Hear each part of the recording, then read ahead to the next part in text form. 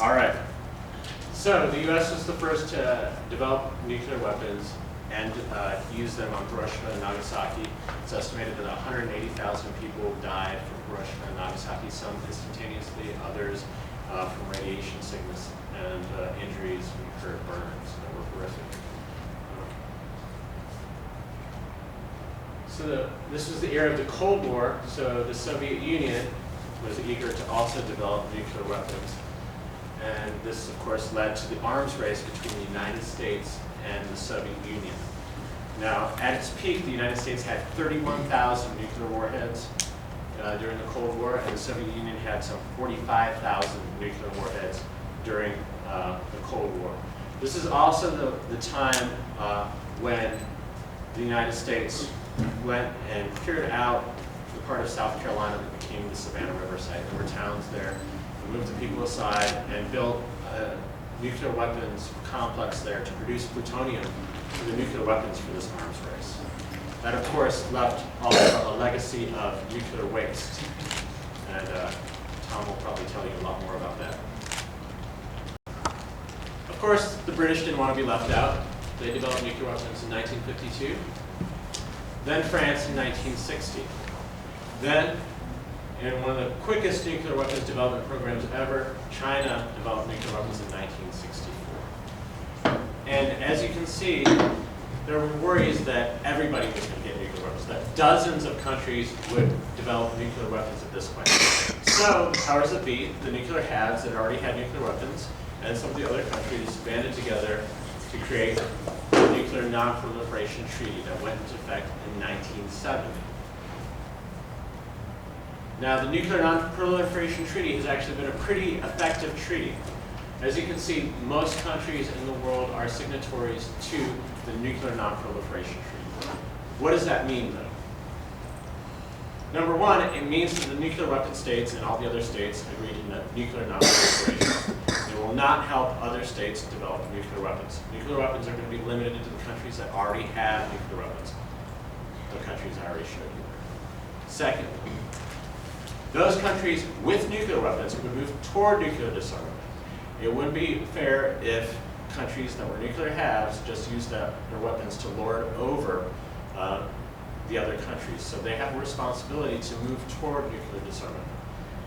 And the third one is the right of non-weapon states to peaceful use of nuclear power. And this one's kind of problematic because any country that has a nuclear reactor has the means to make plutonium. And if they have plutonium, and if at some point they want to develop nuclear weapons, they can do that. This is at issue right now with Iran. It was very effective at stopping countries from engaging in an arms race. Countries like Argentina and Brazil had nuclear programs, but they decided they didn't need them. South Africa actually produced 6 nuclear weapons, then decided, why do we need nuclear weapons? Dismantled them and joined the Non-Proliferation Treaty.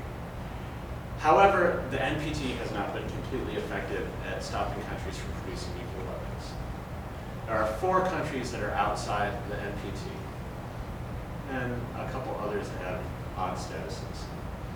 One is Israel. Israel had its first crude nuclear weapons in 1967, right before the 1967 war. Their program was secret until the mid-'80s when a whistleblower revealed photographs proving that they had a nuclear weapons program. India was the country, as leader of the non-aligned movement, that was most aggravated by the NPT. They said, why should the nuclear haves dictate to the nuclear not haves?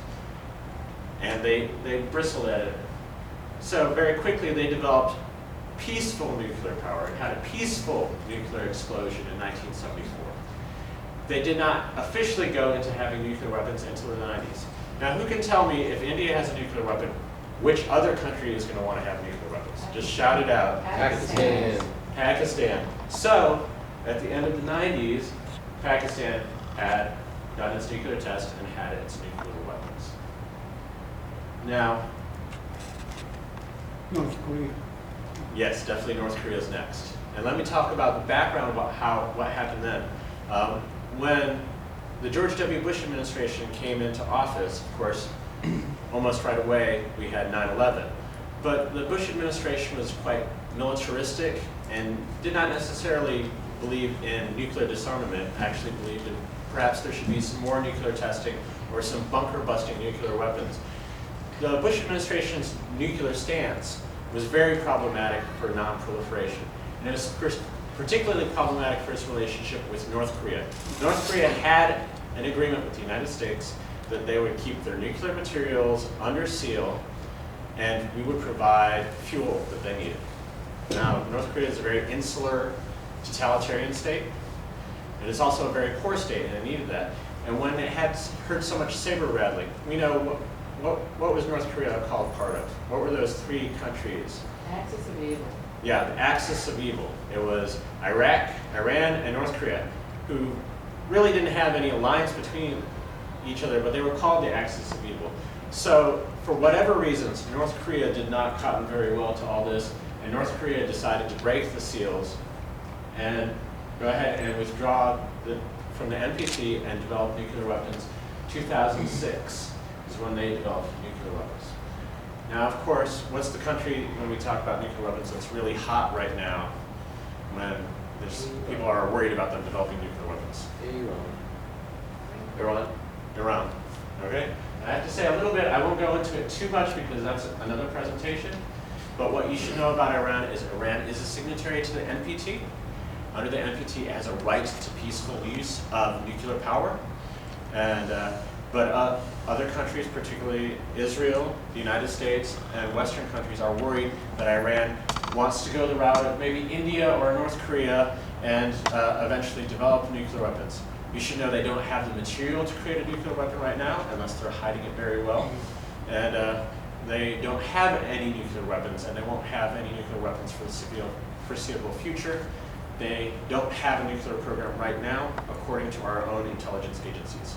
However, they could develop a nuclear weapon. Let's take a look at the state today. This is a 2012 map that shows you the nuclear powers and how many nuclear warheads they have. I want you to study that for a little bit and take that in.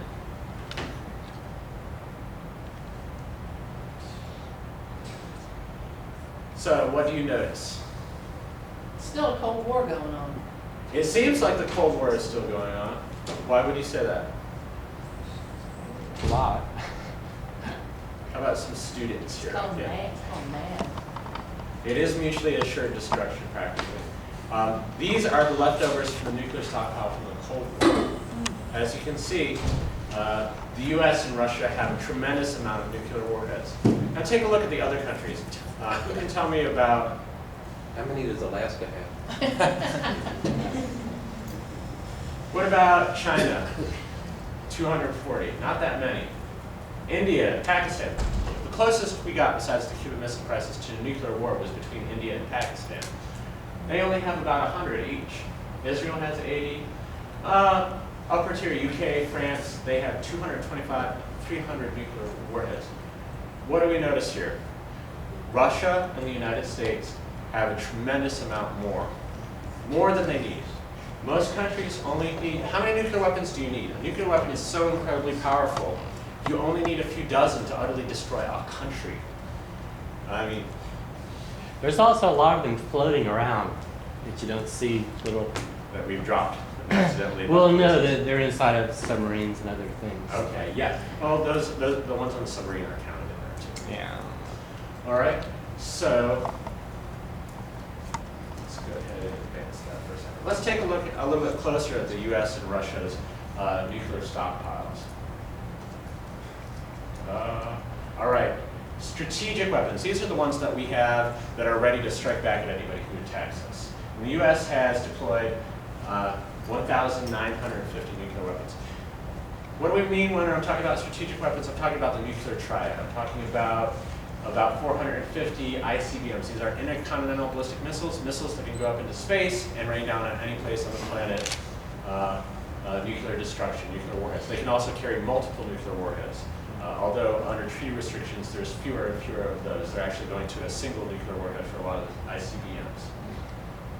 Also, my favorite, the 14 Trident nuclear submarines. Each of them can carry 24 Trident submarine launched ballistic missiles. So these are like ICBMs at sea.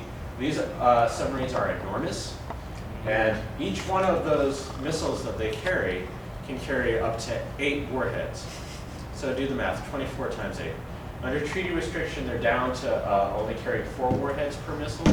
And according to the latest treaty, they actually have to cut down on the number of missile launch tubes, so they'll only have 20 missile launch tubes. And finally, we do still have some bombers, some old B-52s that are really old, but kept in flying order, and some really expensive stealth bombers. And these can deliver air-launched cruise missiles and also your gravity nuclear bombs, classic bomb that just drops out of the bomber. So these are what we're talking about when we're talking about strategic forces and all those warheads. We also have tactical nuclear weapons. These are weapons that are deployed with NATO, and we have a sharing agreement with NATO countries so that they can train and use them. Belgium, Germany, Italy, and we also have 80 deployed in Turkey. So we do have nuclear weapons in the Middle East. Lots of plenty in the shed. We have lots of nuclear weapons if we ever needed spare parts, spare warheads. The one that's deployed doesn't work, we have plenty in reserve. And then we have all these that we don't need anymore. So for a grand total, you saw it before, 8,500. And we'll just run through Russia. And it's very important to understand what happened with Russia when the Soviet Union broke up. When the Soviet Union broke up, you wound up having 4 different countries that were a part of the Soviet Union having the nuclear weapons that were left over. And we're very lucky that they all decided to give them to the Russian Federation and said, we don't want this anymore, we don't want this mess. Ukraine would have been the 3rd largest nuclear power after the United States and Russia if they had kept the nuclear weapons that were on their soil. But we're lucky that they got rid of them. But it's also problematic because there's so many nuclear weapons. How many? 1,800. Tactical, they say they have them all, they're not deployed, but they do have many 2,000 tactical weapons. They're in the reserve figure. And a stockpile of 5,500. So we're looking at an incredible 20,000 nuclear weapons between the United States and Russia. So looking back at that map again, what conclusions can we might we be able to reach from that? Anybody want to shout some out? What does that make you think? Number one, it's unnecessary for us to have so many between the US and Russia. Most of the other countries have only a few dozen or 100 or a few hundred warheads. And that's sufficient for them to have a very strong nuclear deterrent. So we don't need all these. Number two, they're dangerous. They're dangerous because you could have an accidental misfiring, which would cause a nuclear exchange. With more missiles, there's more likelihood for that. Also, on the Russian side, there's a chance of having with such a huge stockpile and having corruption in their government, they might lose control, and some of those weapons might get sold or smuggled out. And that's something that we're definitely, even the US is giving money to Russia to handle. And third, it's a lot of warheads. It's very expensive. Who wants to take a stab at how much the United States spends on nuclear weapons each year? I need some bids. Just shout it out, anything. 5 billion. 5 billion? All right. Since 39, estimated 65 to 70 trillion. Okay, I can't give you a total. I'm going for a yearly. Can you give me a yearly? We have 5 billion. I don't know yearly. Yeah. I was just More- just I for need the more weapons hundred. or the facilities. 100 billion? Okay. And let me have one more. 67. Okay. I know why he said that too, because I've seen that same Plowshares report. I'm going to go with the conservative number. U.S. spends approximately $31 billion a year. And this is what's on the books for the Pentagon and the National Nuclear Security Agency, which is part of the DOE. This is actually a lowball number. It does not include anything to do with cleaning up the waste, anything to do with incidental stuff. It doesn't have to do with in-flight fueling retankers that are needed for bombers. This is a low number. And this is a recent one from the Stimson Center, which does some good work. So $31 billion a year.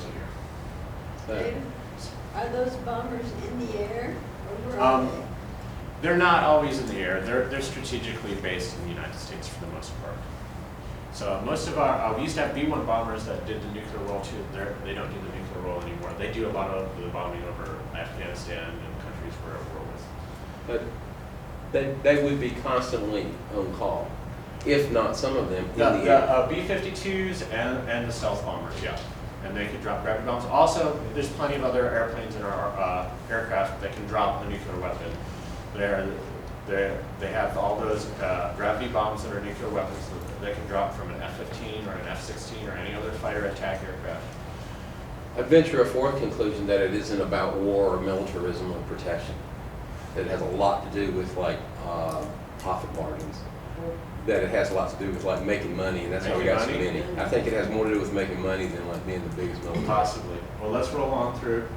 Okay, so don't worry, this big stockpile of nuclear weapons has not gone unnoticed by our leaders. At the end of the Cold War, the Soviet Union and the US did start making strategic arms reduction treaties, the START treaties, and did start to reduce the ridiculous number of nuclear weapons that they had. That received a little bit of a bump when the Bush administration came into power, and the U.S. didn't have so much of a non-proliferation policy. It was more pro-use of nuclear weapons. President Obama did right away try to set that straight. In 2009 in Prague, he gave a speech saying he wanted to work with Russia for a new treaty, and it was accomplished a year later, and he signed it with Russian President Medvedev.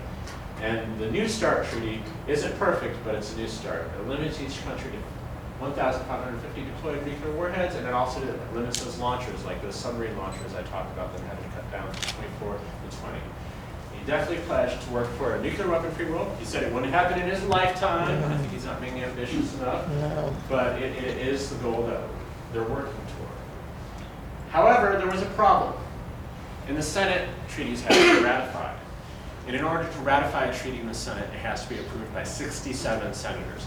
That is a high margin to pass something by, and it means that a minority in the Senate have a lot of power to block ratification. So what happened? Hardliners and the senators refused to ratify the New START treaty without $80 billion more on modernization of the U.S. weapons complex. Pork. Yeah, it's completely pork.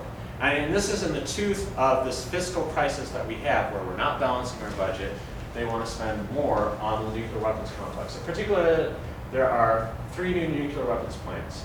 The first one is at Los Alamos, and it is a new chemical and metallurgy research replacement building. And this is for creating plutonium pits. Mind you, right now we can make 10 to 20, Los Alamos can make 10 to 20 plutonium pits. That's basically the heart of a nuclear weapon, the plutonium that causes the nuclear chain reaction. We can make 10 to 20 of those pits for new warheads at Los Alamos. This new plant would be able to make 50 to 80 a year. We don't need that. Estimated cost, $6 billion. Also, a new plant in Kansas City, the new Kansas City plant. I've driven around the old Kansas City plant. It's in an urban area. It had a lot of problems with mismanagement. A lot of their employees were exposed to radioactive substances when they shouldn't have. This one's really weird because the municipality is building it, and the federal government's going to lease it. So there's something not right about that one. I don't have an exact figure about how much that's going to cost, but it's a multi-billion-dollar leasing agreement. They make 85% of the weapons components. Don't really deal with much of the nuclear material, but a lot of the components. And finally, in Oak Ridge, Tennessee, there's plans for a new uranium processing facility, $7.5 billion to make that. And that's probably a low ball for where that's going to go for, because they're planning it before they have all the technology in place to actually do it. So as you can see, that's a lot of money in fiscally tight times. So a few concluding thoughts before I hand it over to the next panelist. We don't need that many nuclear weapons to really have a strategic nuclear deterrence. And those nuclear weapons are very expensive. this is something that's a favorite sport on think tanks right now.